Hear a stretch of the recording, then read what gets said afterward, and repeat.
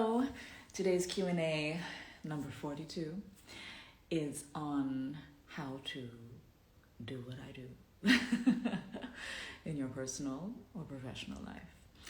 And I'm going to try to keep it short, although your questions are already very impressive, even though I only let you know about this 5 hours ago.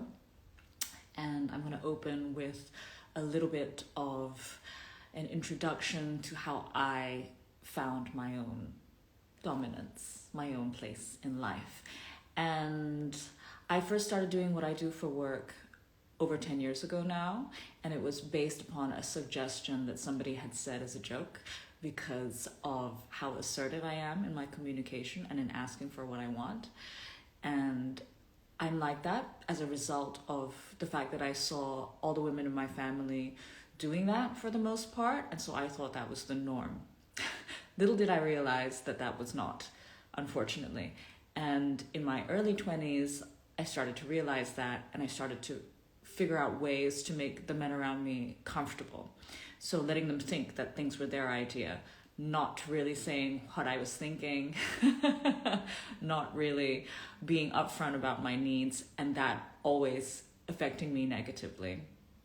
But over time, when I did take this joke seriously and I went in and I followed this lead and I found a space where I was surrounded by other women who were also asking for what they wanted, I was able to step back into that headspace and figure out how to practice it and be validated for it and bring it into my day-to-day, not only into my work.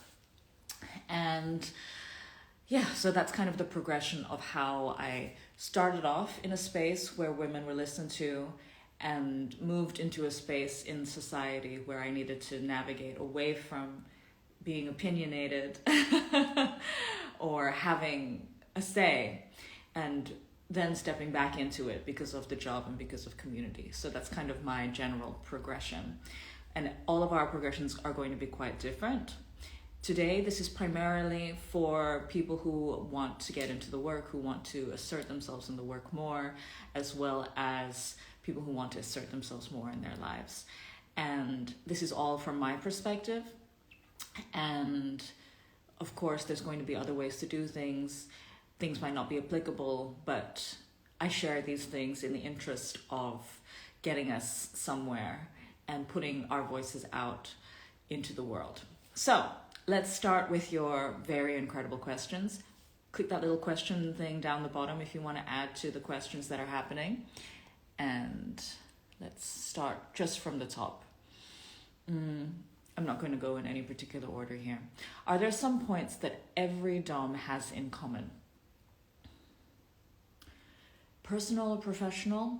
I would say that I've seen such a variety of people step into the profession, step into the lifestyle. And if we're talking from a DOMME perspective, then I would say that the only commonality is that they assert themselves more than the average woman, sadly. And it's to the point, isn't it, where it's become a fetishized perspective even. So that just, I guess, shows you how unfortunately little of a space that it does have in our lives. So this is interesting. What makes a dominant person? So in the context of the lifestyle and in the context of what I do for work, I would say that what makes a dominant person or position happen is in relation to the submissives that they are in relationship with. Of course, you can stand independently outside of the relationship, but it's the easiest way to explain when it is in accordance with somebody else who wants to submit to a person in a dominant position. And in this case, I would say that the dominant usually will set the parameters of where we might move forward in a scene, in a relationship. And if I'm talking too fast, it's because you have a lot of really good questions and I want to get through them. So aside from that, I think that, again, all the parameters around that can look very different. They can speak louder, they can have softer personalities, they can be somebody who wants to be, I guess we're going back to the extrovert introvert thing. They could be somebody with a particular interest in this and absolutely no interest in that. And you could find somebody that is also dominant that has the inverse. So I think that there's not necessarily any particular qualities, except for somebody who feels compelled to lay the path for themselves, sure, and for those in their care in accordance with them. And in order to do that effectively, you do have to be observant enough, and you have to be a good enough communicator. Or I would say communication is probably your top, and then if you're not a great communicator, someone who's able to maneuver others. We'll get to a question on that also in a little bit, but those might be the only commonalities. All right.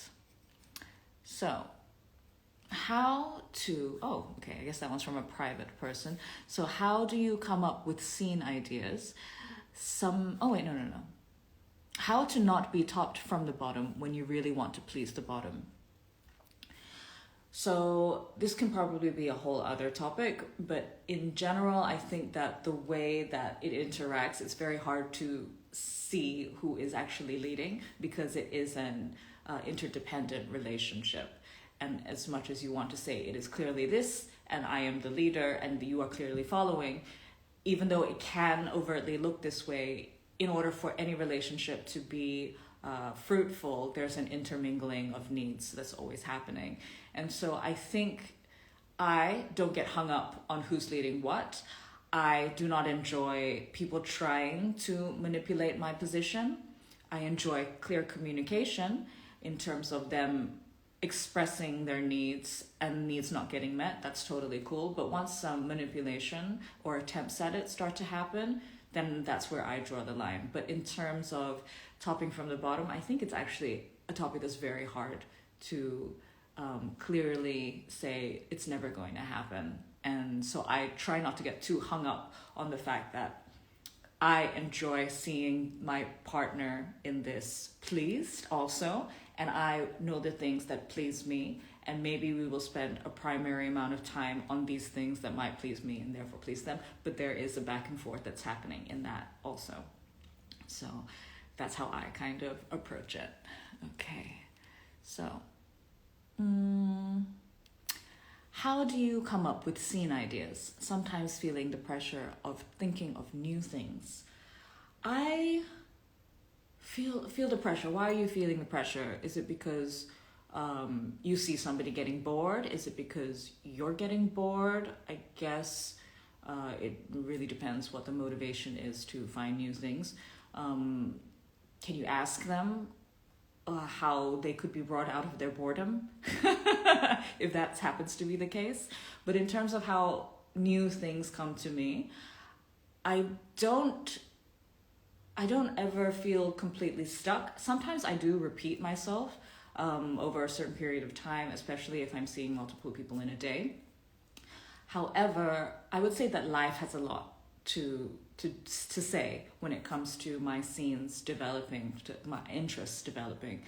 If I come across a surgeon or a nurse who has a particular skill set and that sparks something in my mind, I learn, I bring it in, I practice, I see where that fits. I let my mind go to distorted places and let that come into my reality. If I read something about how, it not necessarily anything to do with kink, but how two characters are playing this mind game, and I think about how I could maybe utilize some of those within a scene also. Or if I see a painting where there's this dynamic in a scene where somebody is painted like kind of hauntingly in the background and there's someone in the foreground, I think that could also spark something where, do I want to play with space, with them thinking I'm not there, So it's I think it's really being open to your creativity, open to the source of creation around you, and just letting that move inside of you and inspire you. I think that's probably something that can be said about any creative practice, and this is a creative practice. And yeah, so maybe you could even look up ways of how do I become more creative, and let that kind of seep into scenes, or the way that you plan your scenes, the way that you imagine your scenes and play in general. And pressure never helps. Well, pressure helps to a certain extent, but when it starts to kind of overtake you, then that's not kind of the right amount of pressure. So maybe also step away sometimes and give yourself room to remember how to play again. So I would say that that's probably how I approach that. Okay, similar question. Where to find inspiration for scenes, struggling with creativity and getting stuck doing the same things? I would say I've answered that. Oh, I'm not sure if we can directly talk to this question, so I might not let it up on the screen, but I'll kind of touch on it. What are some ways to ease femme dominance into intimacy with a partner who may be unfamiliar? So, a partner who is unfamiliar. They're already a partner, which means there's a certain level of intimacy already. This can mean that it's sometimes much easier to communicate, and this can mean that you're such in a vulnerable state that you are scared to communicate. So I would say that either or, it's always good to approach new sensitive topics when you're not right in the middle of something. So a casual coffee on the sofa. I've been thinking of sharing something with you that I really enjoy. It's this thing. Can I explain it to you and see what you think about it? You don't have to tell me right now, and then maybe bring little examples. Don't put the pressure on, and let it seep into your conversation and seep into your private times. And then when you are ready to be more specific about it, you can set specific goals.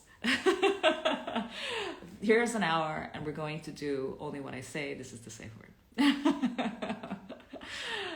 And it will only be something to do with, feet, as opposed to maybe getting too overwhelmed by everything. Also, I think I'm getting quite a few comments about all of this. I'm heading out after. It's not for you. It's partially for you. Okay. Lots of great questions. Yes. I'm a beginner and struggling with a sub who has more than 20 years of experience. How can I manage? So I'm not really sure what you mean by struggling. So even now, even though I'm over a decade in, I still get people who come to me with a lot more experience than I am. However, they haven't met me. And I am the main tether here. Unless they're a fetishist, and then it's about them. And if you want to connect with them, they need to bring something to the table also. They need to show you exactly what it is that they're interested in, how to actually get there. There's nothing wrong with sub teaching you. The first time that I ever played, I was very hesitant. It was my first day at work, and I thought I was just going to do some training. I don't want to do a session.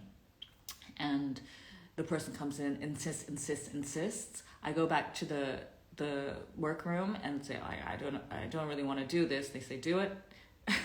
Ask him to show you what he wants. And it was like, all right. And he did. He explained furniture. He explained how to utilize certain things. And I had such a good time. I mean, I'm not going to say that it's going to happen like that every time, but there's nothing wrong with indulging and asking them to share their experience. And oftentimes, most people are very excited to share because it also, sure, it's a mean to an outcome, but it's also, it brings up all of these past experiences, and it's a joy to relive them and to share, in my opinion. So there's that way. And I mean, you're a beginner. You need to take it easy on yourself a little also. If you need a little distance, take it. Do some courses, read stuff online, have a look at YouTube, practice with other people in the community, spread your attention a little bit. Don't get so hung up on this one thing. So I hope that helps. If you want to be more specific and how exactly you're struggling, please put another question down the bottom. This was interesting. How to create presence as a dom. not really sure what you mean. You mean the kind of presence or the kind of impact that somebody can have in a space with somebody else, if that's what you mean by presence. I would say that I never really worked on mine. I think I have always been quite a solid person in my own space, if that makes any sense. And I think that that carries a lot of presence into the space around me. And I'm like that because I don't have a lot of dialogue going on in my head about how I should be or what I... And so I think for me, I've always been quite at peace with myself, and that automatically creates an ease, and people respond to that, seemingly calling it presence. But actually, for me, it's just, I'm chill. Yeah. I guess that kind of self-assuredness, as well as an understanding that I'm going to get what I want out of this, even if I need to step away from the situation, that is also me getting something that I want. So I guess it's just self-assuredness on top of self-assuredness. And if you don't necessarily feel that, embody that just yet, or not on that particular day, totally happens, act. Have a look at the little acting tips. I don't have any particular tips in terms of acting because I don't do something that I understand to be acting, but I know that when I have set a scene and the lights are a certain way and I have the thing laid out, my mind goes, and I am in character and I am comfortable. So maybe those things tell me that maybe you can create an environment that you're very familiar with, that you're more familiar with than somebody else who's walking into that space. So maybe if you don't yet have that self-assuredness to be just like that anywhere, maybe you can make the space intimidating and comfortable to you and not to somebody else. maybe that's a trick. Yeah. And then surround yourself with other people who are self-assured, who are carrying this presence that you're looking for. Don't hound them, but be around them as much as they would like to have you, and ask them, or just, that stuff really rubs off. So that's what I think. Okay. Is being able to read a person and notice, understand, or be observant a big part of being dominant? In my opinion, yes. In my opinion, in order to move the world around you, you have to understand how it is already to a certain extent, and its patterns of behavior in order to move things into the direction that you wish. And so there's kind of two steps to that. But I think that being observant is a huge part of that. And I think in order to be observant, you can practice doing it within yourself also. What is it that I'm thinking? Why did I just do that? And the more that you're constantly aware of this process within you and at peace with that, the more you can observe what's outside of you. At least this is how I see it. There's probably other techniques, but this is kind of how I operate. Okay. we got to the question. Oh, it's from a private account, so I can't share it, but I will read it out. When I was flicking through earlier, I thought, oh gosh, how am I going to answer this? But how to own your power without feelings of manipulation, or is manipulation a part of the process? And then they put a little kiss at the end of their question. So, is manipulation part of the process? Oh, how to own your power without feelings of manipulation. Manipulation. What is manipulation? If somebody has a classic definition, please give it to me. For me, manipulation would be moving somebody or a scenario in a way that is where they're unaware, and that is where they're unaware. And is manipulation a part of dominance? I would say yes, to a certain extent. However, within a negotiated scene and within a negotiated relationship, it is being consented to. And I'm not going to say that it's part of everybody's practice, but I think if your mind moves much faster than the ones who serve you, it's bound to happen. So, as much of a bad rep as this word gets, and as terrifying and terrible as it can be, I think within the context of a negotiated scene and relationship, it is fuel to the fire of what runs it. What makes it exciting? What makes it move? So, I'm going to have to think about that more, but I think that's my current stance. Thank you for the question.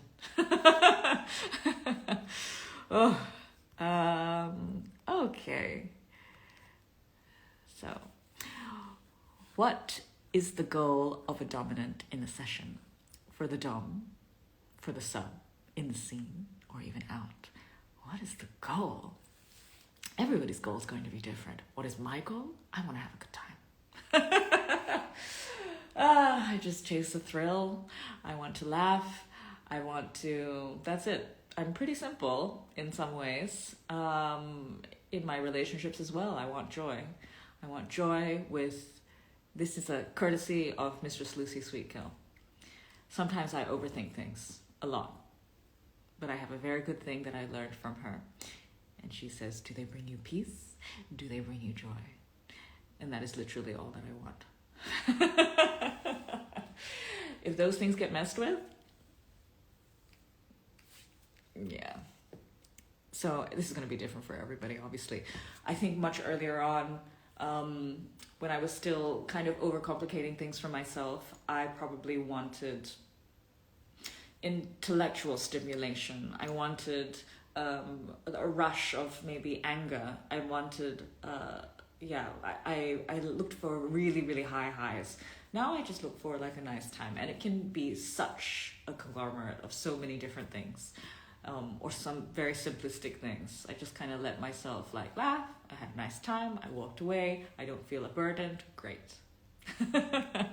So it depends where you are in your life, what you're feeling like you want to fulfill, how you're feeling that day. If you need to process something, it's going to be different every day. But I do generally try to keep that overarching simplicity these days because it's much easier for me in my life. Okay. How's this going? All right, I'm going to give this another 10 minutes. I'm going to try to squeeze everything in and keep speaking very fast. So, how to own stepping into your dom power from the personal to a professional level. Okay, for me, these go in and out so much that I don't even really understand sometimes where, they influence each other. It's very hard to say. And if you ask any stupid questions in this chat here, I'm going to block you in general. You can never see my things again. So please, don't be an idiot. Anyway, how to own stepping into your dom power from the personal to the professional. So, you've been practicing the personal for a while, maybe. You're aware a little bit of what you're interested in. Maybe you have some specialties that you'd like to focus on. I would say that keep those at your forefront and maybe try to see your network. And if your network is open to indulging you in those things, then they can give you some very nice critical feedback. It could be a way. It could also be simply about reaching out into your community. You've been practicing for a while. Maybe you have some friends. Are some of them pros? What do they suggest? Can you shadow them for a little while? There's so many courses and so much material out there right now in terms of how to become a dom, like a professional one. And definitely there's going to be some better than others, and there's going to be some that will suit you better than others, some that are more spiritual, some that are more business. I think it's very good to be a business-minded person when it comes to doing this professionally, because essentially you're a freelancer. And you're a freelancer in a very marginalized sector of society, so you're going to have to work even harder.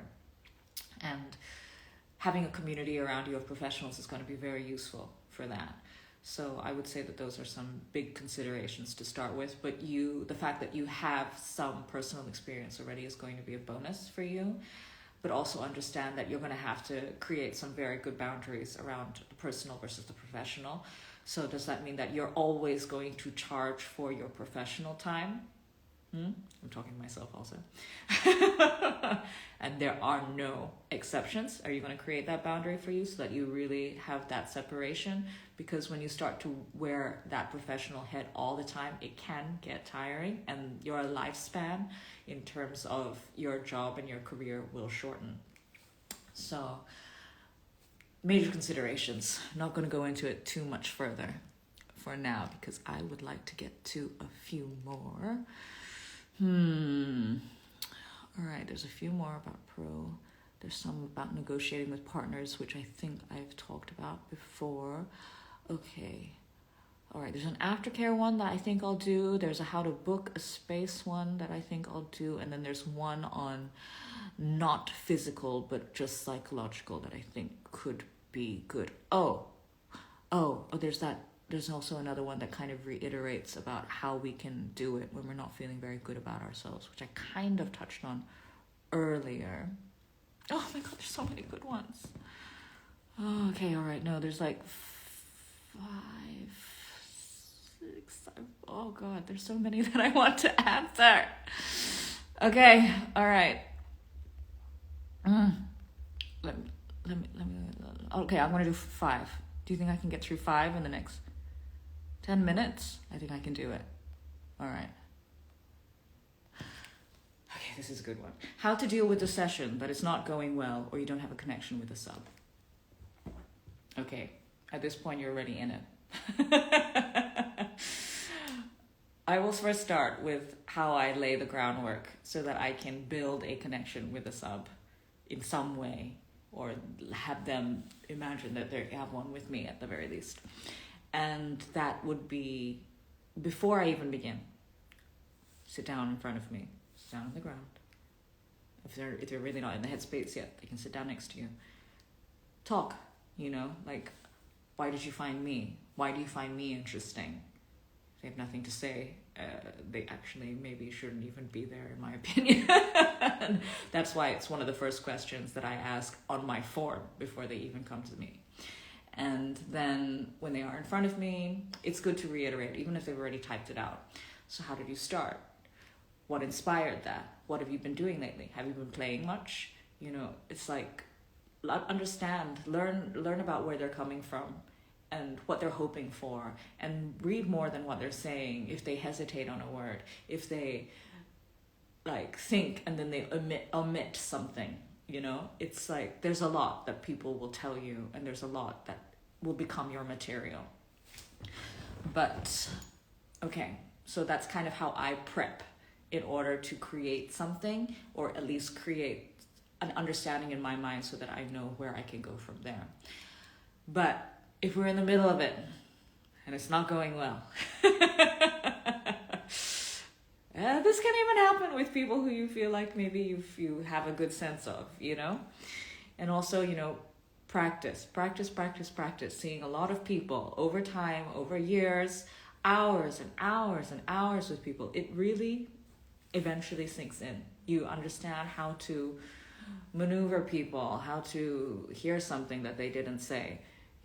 It's also just a matter of time and experience. But to get back to it, we're in the middle of a session.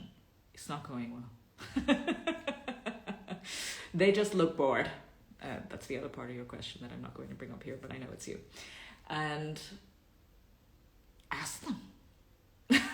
Put them on the spot. Are you bored? Am I boring you? What about being in this play space with me is boring you? Why are you not paying attention to me? Make it a part of the session. And if they have nothing to say, if they have no feedback, and it's just really not going anywhere, you're either really incompatible or you struck a nerve and you're more compatible than they even hoped for. Unfortunately, these are the things, and they can't handle it, and they're just drawing a blank. This is often what happens. So don't take it personally. It's a job. Maybe you're compatible. Maybe you struck a nerve. If you walk away from that and they don't make a really nice application to come and see you again, that's it. Whatever. Move on. because there are other people who are going to be compatible with you, and you need to focus your energy on them because it's your business. And you don't want to get hung up on the things that are just not working for you, unless you really feel like you need to ruminate over something because it's going to be of use to you. It's something that you need to process because it's something that went wrong. You know, there's moments to consider and there's moments to leave it behind. Hope that was helpful. That was from Miss May, the lovely Miss May. Oh, let's see. So we had maybe 4 more, unless you've been okay. All right. Okay, squeezing it in. If I'm not into physical domination, is it possible to be pro with just energetic and psychological domination? Absolutely. Look at the world of the online world. And there's a lot of people who never ever meet anybody physically. You know, there's a lot of things that can be said of getting people to do things to themselves, of just typing a sentence. There's a lot that can be done. And to be frank, the majority of domination, unless you're maybe just catering to fetishes, I'm not sure, because I've always moved in the world of power dynamics. It's mostly psychological.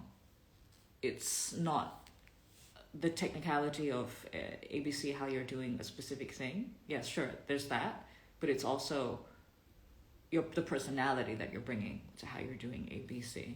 You're not just, I was going to do a medical reference, but I don't think I can do that on here. You're not just cuffing somebody. You're cuffing it with your intention. Yeah? So that's the quality that makes you valuable and worth paying to see, in my opinion. And that's entirely a psychological awareness of self and of them. So I think you're probably in a position of power having that perspective already.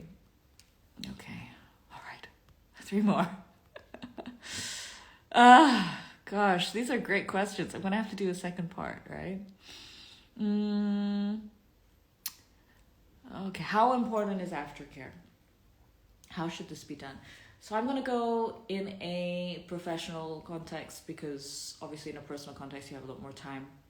And I think that from person to person it's always going to be different, but in general it should at least be a check-in. And in a personal context, in a professional context, you have a lot less time with somebody. Always set some time aside to let everybody come out of the experience. At least I would say, I would prefer longer, like at least 10 minutes. But I mean, if you're really rushed for time, maybe a little bit under. But in general, how was it? How did you enjoy yourself?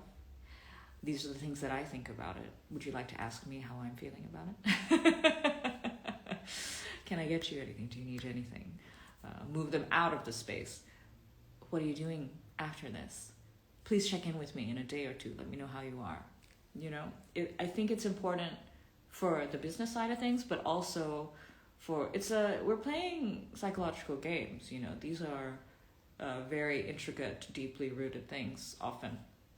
And so to give everybody a bit of space to let that settle, I think is very important for the sustainability of their personality and yours. And yeah, I think that hopefully is helpful. I think it's essential. And again, it's going to be different for different people in terms of how much time they need spent, in terms of how much attention, in terms of how much proximity, whether it's a hug or otherwise. But I think it's essential because our world is not built to be in such high emotional states. And especially in DS dynamics, you kind of surrender. Everyone's surrendering in that space to these base whims, and we need to sort of manage them in our day-to-day when we're outside of that space. And it's our personal responsibility, as well as for those who, you know, are in our care, to help them move in and out of that. because I want this community to survive. It's just selfish. Do your aftercare. Okay. All right. I think I did quite a lot, right? I did very well, right? Did I do okay? Let's see. I talked about shadowing another pro before, so go back. I know that's a new question, but I talked about that before. It's okay. Just two more. Mm-hmm. My goodness, so good. All right.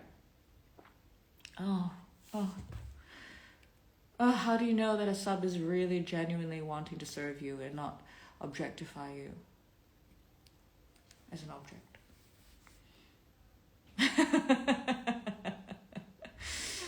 Why do you need to know? Because you want to feel like you aren't?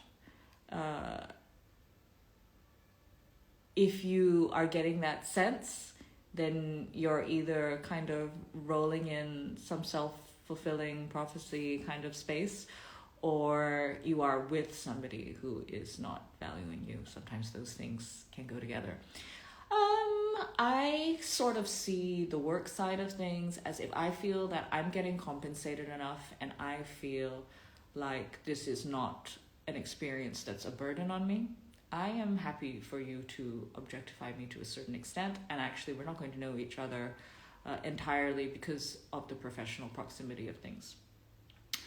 However, in my personal relationships, that is different, and I would simply ask, what do you like about me? And these are the things that I like about you. Are there parallels at all? It's communicate. Yeah. So I would say that it's probably in the communication. It's hard to guess what's really ever going on entirely. And if it continues to not feel like it's giving you what you want, then you either need to move away from that, or you need to see whether you're the one creating parameters for that to happen again and again. Okay, just one more question. Which one is it going to be? There's some doubling up, so please go back on things. I kind of like, there's this one on play spaces that's a little bit lighter, which is nice. So maybe I'll do that. And then I'll do something that's quite personal, which is about what I gain or feel from being dominant. Okay. So, where was the play space one? Here's the play space one. How to book a dungeon with no dungeon experience, but plenty of experience with toys at play events. So I think the question here, okay, I really need to go very shortly. So the question here, I think, is saying that I'm very familiar with toys, but I'm not very familiar with spaces. But you're curious about a space, right? Maybe choose a space that looks more domestic, but has a piece of dungeon furniture, and focus on that piece and see how, you can navigate it. Or get somebody to show you. Often people who run spaces will be quite happy to, show you the lay of the land. What could be some other tips? Or go to play parties. They have furniture at play parties these days, quite a bit, and see how other people are using them. Think about maybe toy with them without having to commit to renting a spot. Yeah, I think those are probably good tips. It also gives me more time for that one last question. Before I run to my first meeting, where I'm going to be very overdressed, and then my second event. But this will be the last one for today. Thank you so much for your incredible questions. Didn't realize it was going to take 40 minutes to get through all of them, but it's a topic very dear to you, it seems. So, what do I gain or feel from being dominant?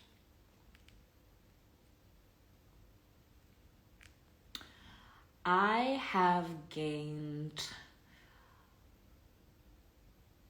a stability and a joy in my life from practicing dominance almost daily that I could never have imagined. And this is because, sure, the job has been good in terms of the financial rewards, but actually, I don't think that those financial rewards would even have come about if it were not for the fact that I had been validated again and again as to how much my voice can be valued. And when my voice is heard, listened to, respected, and adored, like it often is in my work, it has taught me that I have a valid voice, and therefore I should ask for what I want outside of these place-based walls also. And that has been very beneficial for giving me the life that I get to live today. And that is financially stable. That is with people in my life who I find interesting, entertaining, who respect me, who challenge me in lovely ways, and who inspire me, and an inner self-assuredness and freedom that just makes life a much more enjoyable place. So I would say that that's what I've gained from this whole experience. And what do I feel from stepping into that? Well, I get to feel at peace. But I also, when I'm in a space where I am playing, when I get to speak my mind and read somebody and choreograph a space, it's a thrill that is unparalleled. It's absolutely unparalleled. There's no other space for it. I can do it a little bit more in my day-to-day, but there's nothing like the playhead space. Nothing. So thank you for that beautiful closing question, Ms. Celestine. And I will see you all next time. Have a lovely morning, evening, etc. Bye.